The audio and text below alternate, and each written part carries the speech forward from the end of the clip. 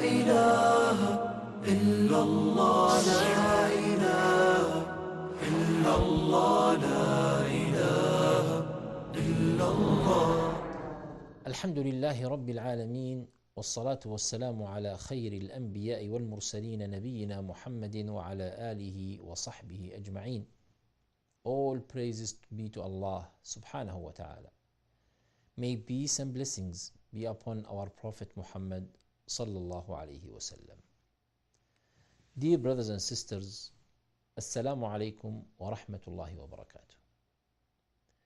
In the last episode, we presented the important concept of the conditions of La ilaha illallah. That in addition of saying La ilaha illallah, we have to meet its conditions. And they have been collected into 7. The knowledge, the certainty, the acceptance, submission, truthfulness, sincerity, love and loyalty. Today, inshallah, we will be explaining each of those 7 and providing the evidence for it. The first condition is that of knowledge. We should know what La ilaha illallah means, what it is about. La ilaha illallah means there is no one, no deity that worth worship except Allah subhanahu wa ta'ala. So it's about who deserve worship. It's not about Allah is the creator. Yes, Allah is the creator, but La ilaha illallah is not simply to only to believe that Allah is the creator. It's not about that Allah is the one who provides sustenance to people. Allah is the one, but La ilaha illallah is not for that. La ilaha illallah is about worship, that Allah is the only one who deserves to be worshipped. Knowing so, we move to the second condition, certainty. Such issue does not accept any doubt. We cannot have any little doubt in such a major and essential concept. So we believe that Allah is the only one who worth worshipping, and we have no doubt in that, no matter how little this doubt is. We read in Surah 49, verse 15, the believers are only those who believe in Allah and His Messenger, then they doubt not. The third condition, brothers and sisters, is that of acceptance. Knowing something is one thing, accepting it is something else. The non-believers, for example, at the days of the Prophet, did know what La ilaha illallah mean, but they did not accept it.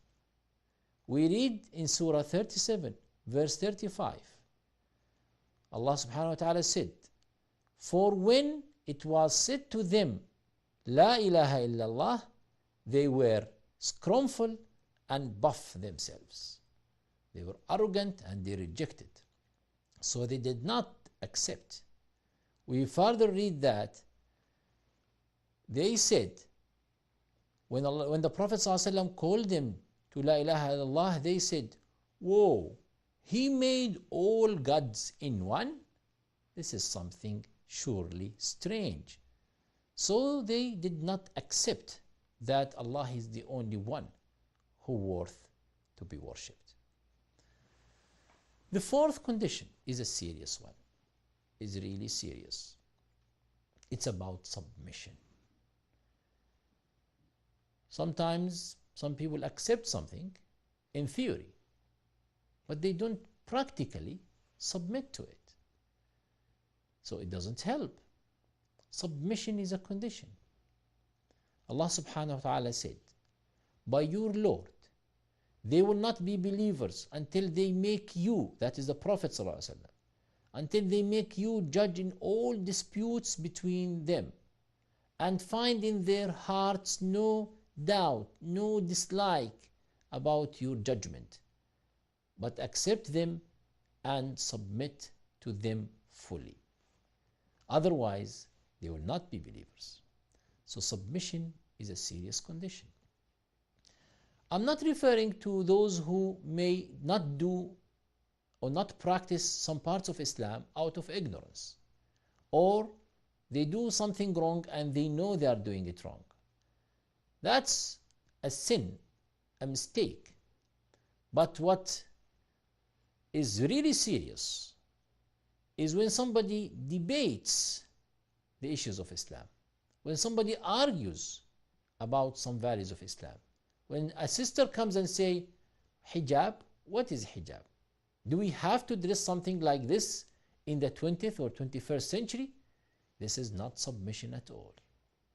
When a sister is not dressing hijab, she knows that she has to put it, but out of her weak iman, out of the environment around her, she is not putting it, then she is sinful, but she is still a Muslim. But the minute she starts to debate it and argue about it and refuse that a hijab is a law from Allah subhanahu wa ta'ala or it is to be followed, then that's a serious problem with the submission. The fifth condition, brothers and sisters, is that of truthfulness. That submission must be a true submission. And this is the condition which the hypocrites miss. The hypocrites appear to be submitters, they pray and fast, but they are not truthful in their submission. And because they miss that condition, them saying La ilaha illallah does not help. They miss the condition of truthfulness. The sixth condition, brothers and sisters, is that of sincerity. And we have to pay some attention here. What does sincerity mean? Sincerity means that your submission in worship should be to Allah and Allah alone. Then you are sincere. If somebody offers some act of worship to Allah truthfully, but also to someone else, that he is not sincere in his worship. Somebody supplicating to Allah and asking Him, but at the same time going to graves and supplicating to them and asking them, that's not sincere. He's truthful, probably, yes, but he's not sincere. Now the problem here, brothers and sisters, is that Allah subhanahu wa ta'ala does not accept being shared with anyone else. Allah subhanahu wa ta'ala commanded all His slaves and servants to worship Him sincerely and not to offer any act of worship to anyone else.